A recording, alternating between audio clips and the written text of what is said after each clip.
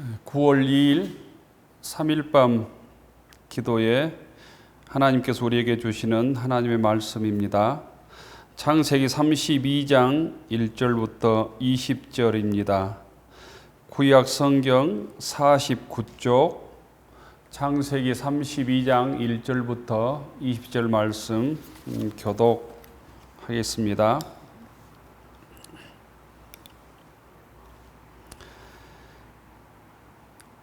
창세기 32장 1절부터 20절입니다. 야곱이 길을 가는데 하나님의 사자들이 그를 만난지라. 야곱이 그들을 볼 때에 이르기를 이는 하나님의 군대라 하고 그 땅 이름을 마하나임이라 하였더라. 야곱이 세일 땅 에돔들에 있는 형 에서에게로 자기보다 앞서 사자들을 보내며 그들에게 명령하여 이르되 너희는 내 주 에서에게 이같이 말하라. 주의 종 야곱이 이같이 말하기를 내가 라반과 함께 거류하며 지금까지 머물러 있었사오며 내게 소와 나귀와 양떼와 노비가 있으므로 사람을 보내어 내 주께 알리고 내 주께 은혜 받기를 원하나이다 하라 하였더니 사자들이 야곱에게 돌아와 이르되 우리가 주인의 형 에서에게 이른즉 그가 400명을 거느리고 주인을 만나려고 오더이다.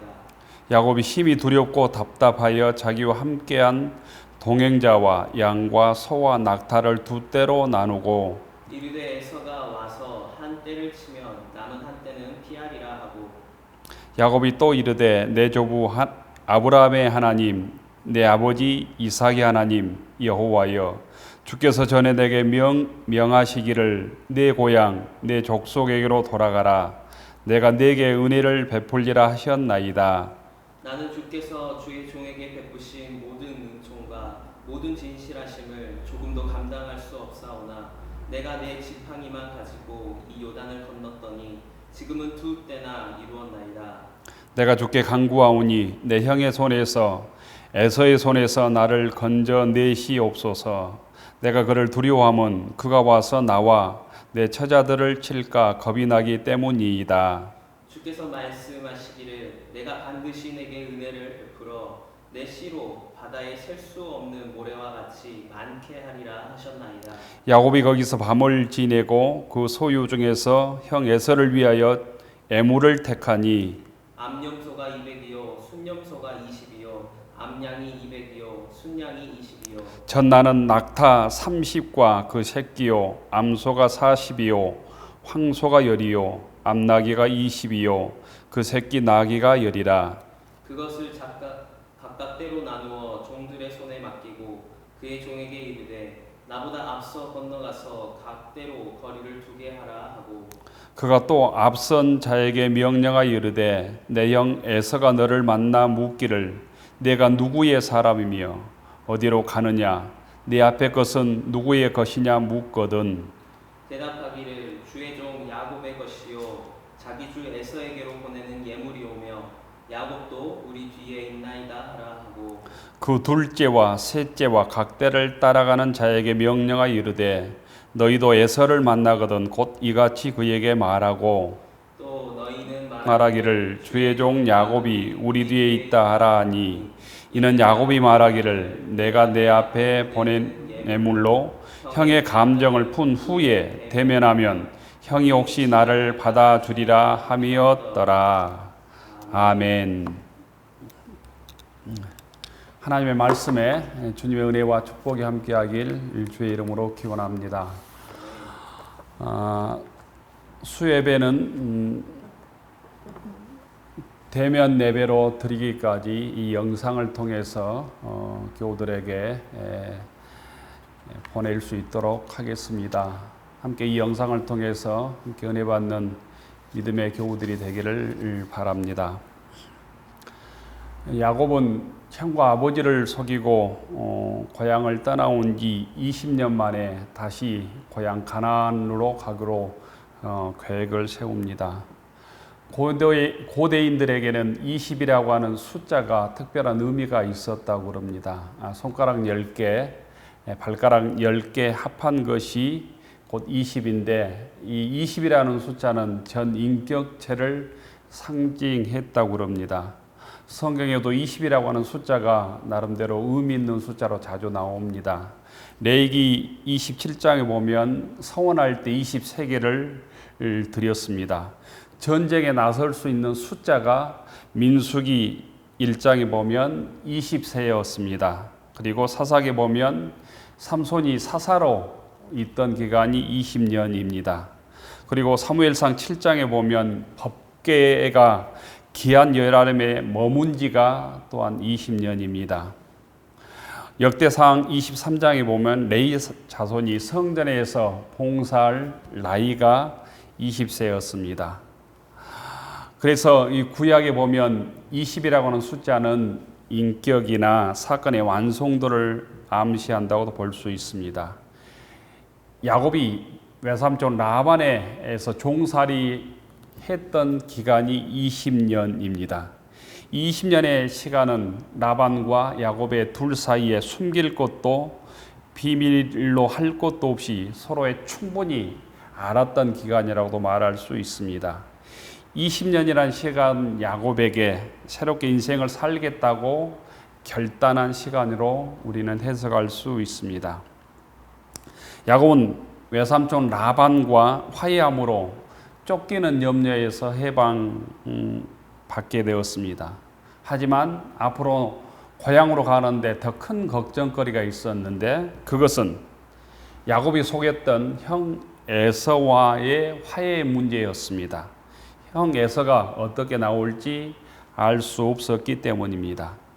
이런 상황에서 걱정을 하고 고향으로 출발하는데 하나님께서 야곱을 만나 주십니다. 하나님의 군대인 천사를 오늘 성경은 만났다고 얘기합니다. 하나님의 능력이 야곱과 함께 하심을 체험하는 사건입니다. 야곱이 집을 떠나 루스에서 하나님을 만나서 그곳을 베델이라고 지명을 바꾸고 예배를 드렸던 것처럼 야곱이 고향으로 돌아가는 그 두려움 속에 하나님의 군대, 하나님의 천사를 만나서 하나님께서 나와 함께 하심을 경험했던 것입니다. 야곱이 깜짝 놀라서 그곳 이름을 마하나임, 곧 군대, 진지라고 하는 뜻을 가지고 있는 마하나임이라고 부르게 됩니다. 1절에 보면 야곱이 길을 가는데 하나님의 사자들이 그를 만난지라 야곱이 그를 볼 때 이르기를 이는 하나님의 군대라고 그 땅 이름을 마하나임이라 하였더라 이렇게 말씀하고 있습니다. 형 에서와의 화해를 염려하며 고민하는 야곱에게 하나님께서 만나 주셔서 담대하라고 내가 너와 함께 한다고 말씀해 주신 것입니다. 이 야곱에게는 불안과 두려움을 떨쳐낼 수 있었던 하나님의 체험인 것이죠. 우리들도 마찬가지입니다. 우리가 두려워할 때, 힘들어할 때 천사를 통해서 야곱에 만나 주셨던 하나님께서 우리를 도와주시고 함께 하심을 믿을 수 있기를 바랍니다. 이 질병의 창궐로 어려운 시대에 천사를 보내주셔서 야곱에 힘을 주신 하나님께서 오늘 우리 함께 하시며 내가 너와 함께 하겠다는 주님의 음성을 듣는 믿음의 교우들이 되기를 원합니다.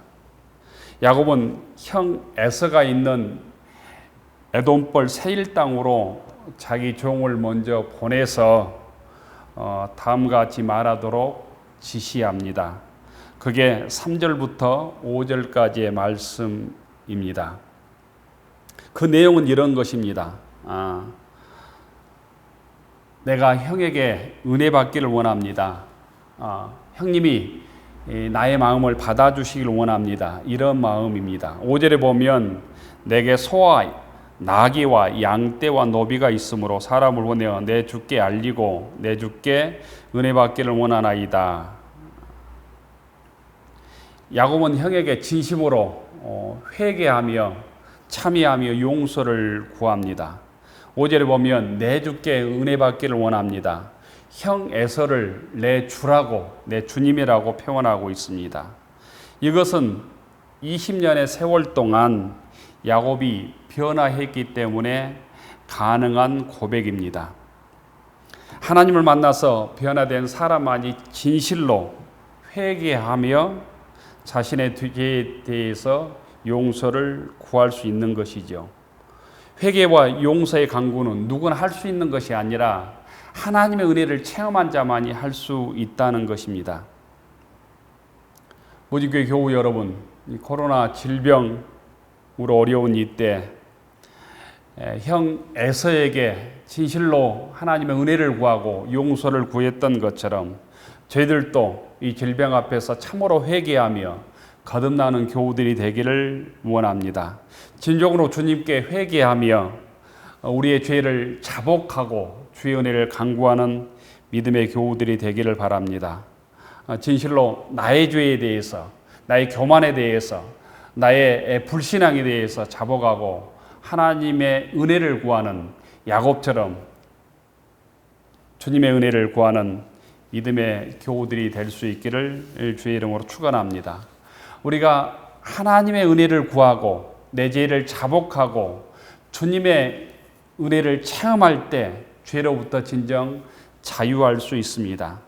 질병 앞에서 우리의 교만과 욕심을 내어놓고 회개함으로 주의 은혜를 체험하는 믿음의 교우들이 되었으면 좋겠습니다.